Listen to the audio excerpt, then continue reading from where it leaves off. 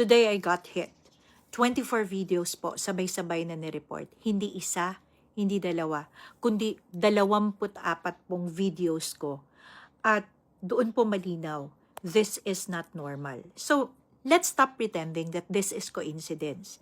Hindi po kasi ganito gumalaw yung organic users. Kasi ito, same timing, same action, same outcome. And this is not random. Alam nyo po, I strongly believe that this is coordination. And when you see coordination at this big of a scale, you don't ignore it. You ask better questions. Ilang accounts kaya yung involved dito? Paano sila sabay-sabay na kumikilos? At bakit pare-pareho ang target nila?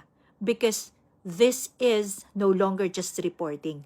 This is reporting that is used as a tool to silence. Yan po yung masakit na katotohanan, no?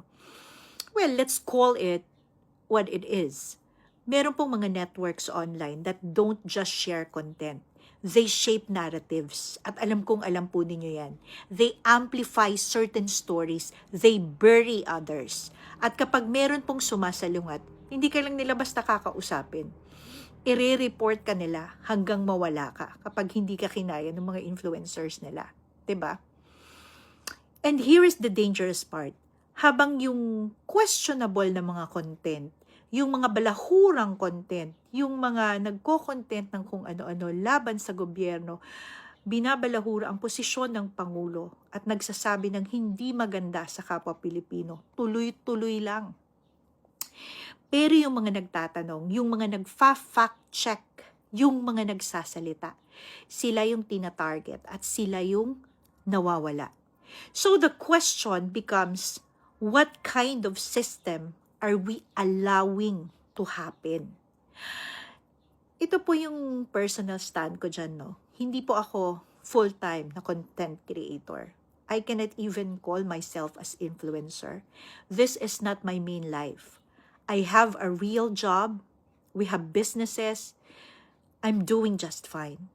But I chose to speak because at some point, mananahimik ka ba kahit alam mong mali na?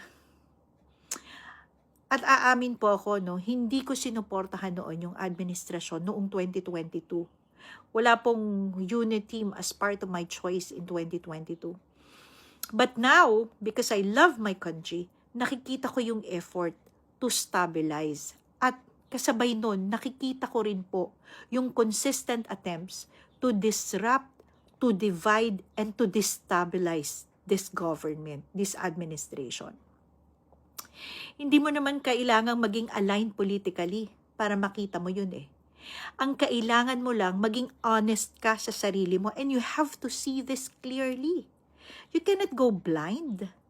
Ito po yung masakit dito eh. Habang may mga taong nananahimik lang, may mga sistemang tahimik lang din, pero they are very organized. At dito tayo natatalo.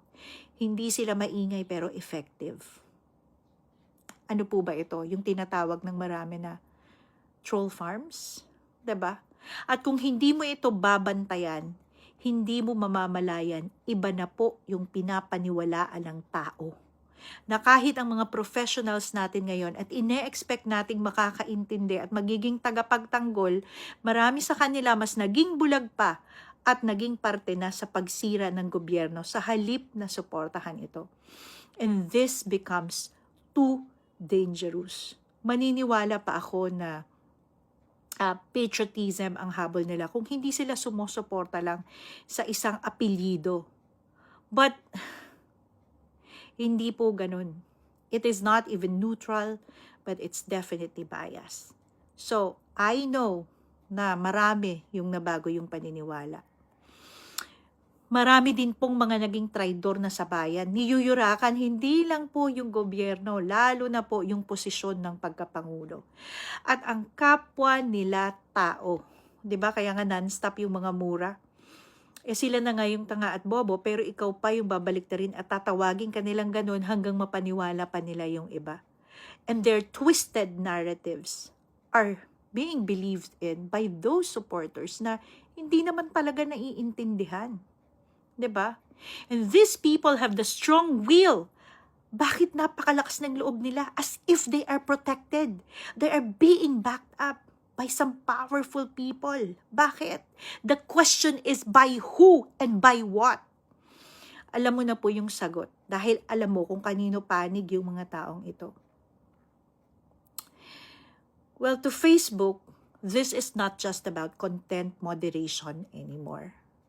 This is about pattern recognition. Kasi po yung abuse, hindi laging obvious. So I hope, as a Facebook user, you will also see that. Kasi sometimes it is very, very strategic. And I know that I am not the only one na naka-experience nito. Mr. President Bongbong Marcos, if this is visible to ordinary citizens, mas lalo pong dapat sa inyo because you have always been their primary target. This is no longer isolated. This is already a systematic behavior. And if left unchecked, it becomes abuse of our democratic space. In fact, it is already an abuse of what we call democracy.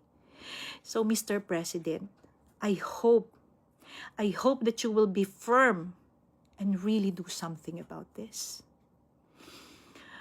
Find the troll farms, Mr. President, and shut them down before they manipulate the whole country. The fake news peddlers, make them face justice. At sa mga nanunood po, hindi nyo naman kailangan na sumigaw eh. Hindi nyo naman kailangan makipag-away. Pero sana wag po kayong magbulag-bulagan. Because the moment truth is silenced, manipulation doesn't just win. It becomes normal. And this will be our culture in the future. Yun po ba yung gusto ninyo? Let us win the social media war. Let us fight the destabilization attempt. Mr. President, it is time, and I trust you.